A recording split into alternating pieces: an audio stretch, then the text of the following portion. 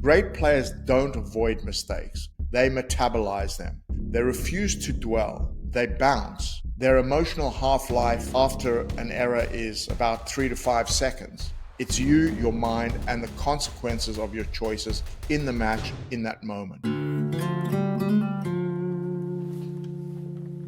Hi, everybody. I want to talk to you about the point after the point. Most people watch tennis for the winners. I watch it for the mistakes because the truth is simple and slightly maybe depressing. The player who handles their screw-ups the best usually wins. Imagine this, a player is serving at 5-6 in a tiebreak. Tight crowd, sweat dripping, and he or she misses a sitter forehand by about 3 postcodes.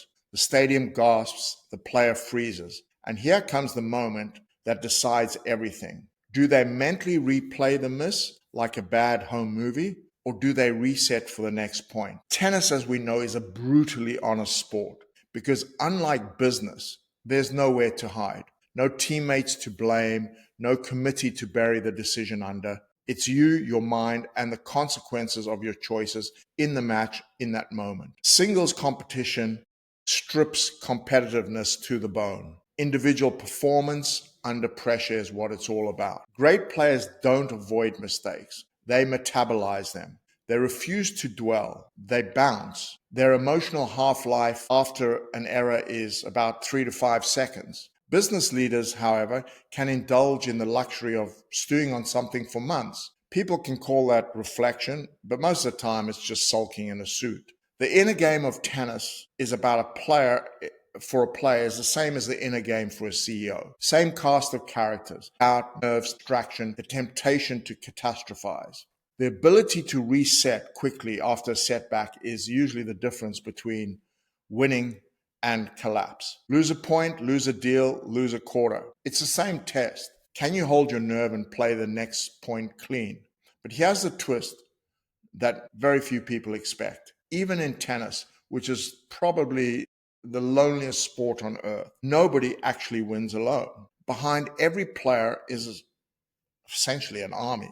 Coaches, physios, analysts, nutritionists, people obsessing over tiny adjustments for the player to improve. And of course, the player will probably take all the credit for later. And that support network is real. It's the engine of performance tennis. And although it's a solo act and the team in public is very supportive of the player because the hard conversations always happen behind the scenes. In business, actually, it's the same. The so-called rock star performer is never a solo artist. They are the tip of the iceberg, built by sensible people doing unglamorous things. That's why the player-coach dynamic maps perfectly onto leadership. A coach doesn't select the shots. They shape the thinking that produces the shots. The best business leaders do the same. They don't micromanage the rally. They help people become the version of themselves that can win the rally. Thinking about it, one of my favorite moments as a coach is the type of exchanges you have after a lost match. A player will storm in, muttering about bad bounces, string tension wrong, all sorts of things. And my job isn't to correct them, it's to help them hear themselves. Because once they notice the nonsense that they're talking and that they are basically feeding the wrong wolf, clarity returns. And the next match usually tells a different story. Managers who learn the skill become performance multipliers.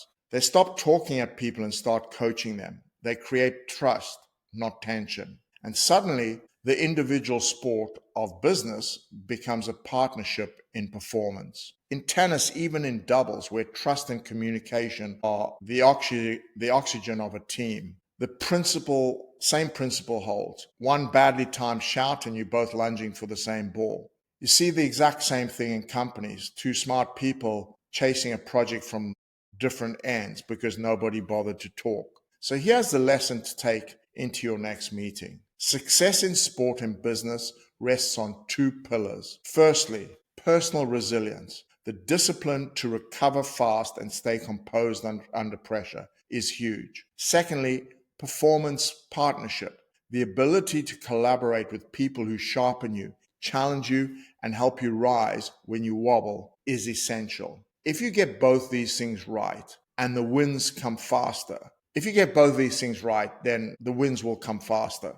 Get either one wrong, and you can spend your career explaining near misses. So the next time you watch a tiebreak, don't study the winners. Study the moments after the mistakes. That's where real champions are made, on the court and in the boardroom. Please like and subscribe if you enjoy what we do here. And of course, if you want to speak to me, just email me on david@davidsammel.com, and I'd be happy to set up a conversation with you. Take care. Thanks for watching Locker Room Power with David Sammel.